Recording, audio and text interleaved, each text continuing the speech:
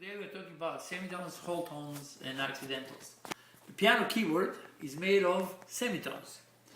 A semitone is the shortest distance between two notes in Western music.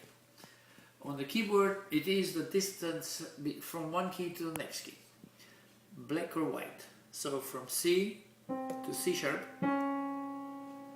or D flat is semitone. So it's from E to F, that's semitone. So we can go from white to black or white to white. Now, two semitones like this and this, for an example, will make a whole tone. So that's a whole tone now. Or a whole tone will be a distance between two keys where you can find one in the middle, like this. Right? So for example, this is not semitone because there are two notes here. I mean whole tone, I say whole tone. Whole tone is this. There is one in the middle. Or this is whole tone, there is one in the middle. So the whole tones can be between white keys like this here and black keys, the neighbor black keys like this. Okay. The whole tones, the way we name the keys will be in the alphabetical order. So if the first given note is like C, the next one up will be D. If I go down whole tone to this black note, we use the letter B flat. So that means it's the next one in alphabetical order backwards. We can't skip letter. Like for example, you can't call this A sharp. So it has to go in alphabetical order. So C, B flat. Okay, so an accidental is a sign placed in front of a note that alters its pitch by raising or lowering it. For example, C, when C gets a sharp sign in front of the C written in the music there, it's going to be this one, C sharp. But as I mentioned a while ago, this note can be called C sharp or D flat.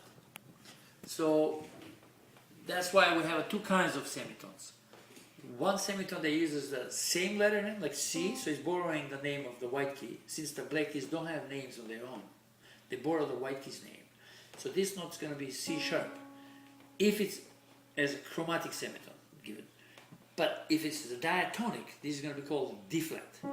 So C, D flat. Okay? So what you can remember is like this. The word different starts with the letter D, right? The first letter is D.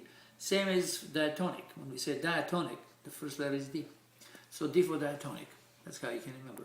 If I go from E to this note, that's a semitone. That's the shortest distance. So this is called F now, as a diatonic. But if we have to use it as a chromatic semitone, that's going to be called E sharp. Okay? Chromatic semitone uses the same letter name. Okay? Diatonic uses different. And so that's about it, I think. So that's what we said. We have a semitone, whole tones, and accidentals. Semitone is the shortest distance. Whole tone will be made of two semitones. And an accidental is it's a sign placed in front of a note that alters its pitch, which usually it's going up to the very next key up, or the very next key down, or it can be cancelled, which in that case the silk will go up or down for the closest key. And then, so, that's a semitone, that's a semitone, that's a semitone. See, there is a scale that goes like this. Chromatic scale, that's all made of semitones.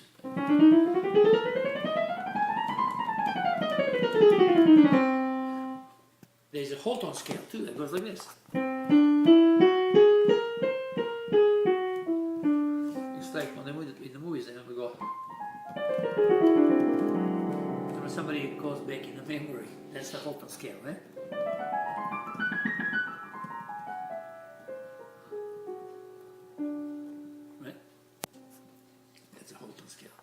And then we have a diatonic scale, like where all the letters are different, as we know with C major, C, D, E, F, G, A, B, C, right? C, B, A, G, F, E, D, C. That's backwards. That's a diatonic scale. It uses different letters. D for diatonic, D for different. Okay, I think that's all the basics for these keys in relation to their distance on the piano. Okay.